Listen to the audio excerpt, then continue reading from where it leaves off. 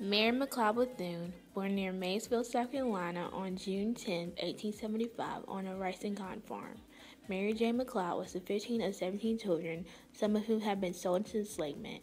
In order to do their best by their children, her parents sacrificed so they could buy land and farm. Mary had the same determination. From childhood on, she took advantages and opportunities that were presented to her. Her parents had been born into enslavement and wanted the best for their children, especially in education. When Mary was 11, the mission board of the Presbyterian Church opened up a school for African American children. It was about 4 miles from their home, and the children had to walk back and forth to school. But Mary wanted to go. Her mother commented that some of the children had to be forced to attend, but not Mary, who was well aware of her family's relative poverty. Mary saw education as the key into improving the lives of African Americans. An incident that occurred when she was quite young may explain this. Mary picked up a book while she was playing with a white child whose parents employed Mary's mother. The white child grabbed the book and told Mary she couldn't have it because she was African American and couldn't read. For Mary's education became the answer to question, how can African Americans move up the ladder in American society? From that day forward, she always sought out to always have the best and overcame all odds. She went on to found the Daytona Normal and Industrial Institute for Negro Girls, now Bethune-Cookman College, in 1904, and served as the president from 1904 to 1942 and from 1946 to 1947, and was leader of the Black Women's Club movement, and served as the president of the National Association of Colored Women, was delegated and advisor to the National Conference in Education, Child Welfare, and Home Ownership, was a director of the Negro Affairs and the National Youth Administration from 1936 to 1944, served as a consultant to the U.S. Secretary of War for selection of female officer candidates, appointed consultant on the interracial affairs and understanding at the Charter Conference of the UN, founder of the National Council of Negro Women, vice president of the NAACP, and was the founder of the Hayden Medal of the Honor Merit, the country's highest award. In Liberia, she received the honor of Commander of the Order of the Star of Africa. She died May 18, 1955. Dorothy Irene Height was born in Richmond, Virginia on May 24, 1912. She was educated in the public schools in Rockin, Pennsylvania, a small town near Pittsburgh, where her family moved when she was 4. Dr. Height established herself as a dedicated student with expectation oratorical skills, which won her a $1,000 scholarship in the oratorical contest. Her prize money enabled her to enroll into New York University, where she earned a Bachelor of Science degree in Education and a Master's degree in Education Psychology. She did further postgrad work at the Columbia University of the New York School of Social Work. Dr. Hart held many positions in government, social service, but was the best known for her leadership roles in the Young Women's Christian Association, better known as the YWCA, and the National Council of Negro Women, better known as the NCNW.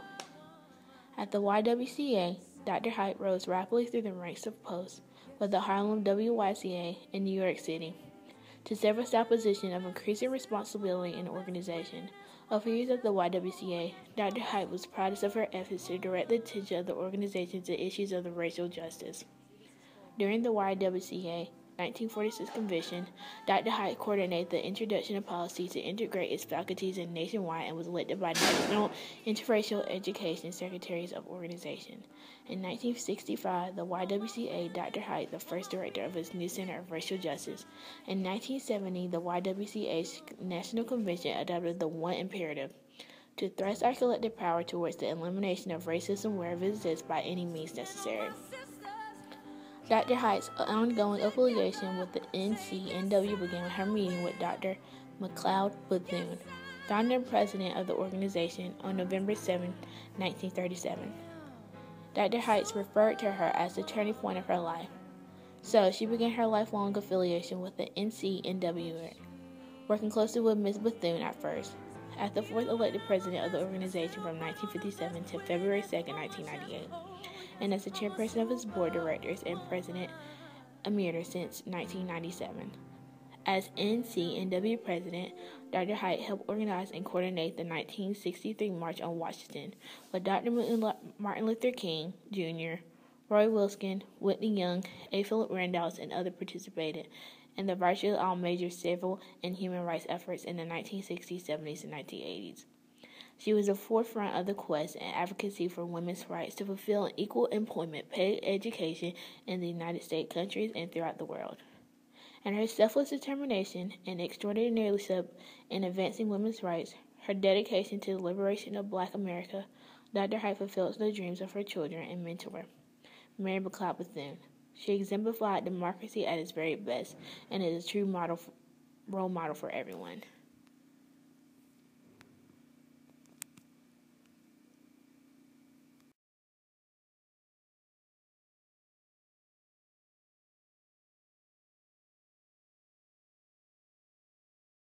I want to take a few moments and share with you my thoughts on the passing of a legend, a champion for social justice, a woman who was always at the forefront, always on the front lines to fight and make things right for individuals who had been wronged for so long. Dr. Dorothy Height was a wonderful woman that many remember as being the former president of the National Council of Negro Women.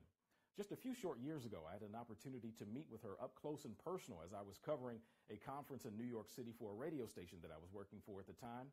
And this wonderful woman just gave me the opportunity to really hear her heart up close and personal. And one particular question that really resonates with me now as I think about her passing is what her legacy would mean to the next generation. What did she really want people to remember about her, having lived such a long and full life, 98 years? And this is what she had to say about her legacy in her own words, Dr. Dorothy Height. Well, I would hope people would remember me as a person who tried to make things better for everybody, who really tried to work to make social justice a reality, as a person who tried to express her faith in her daily actions with not only jobs and economic security, but we want to see full justice to all of our people everywhere.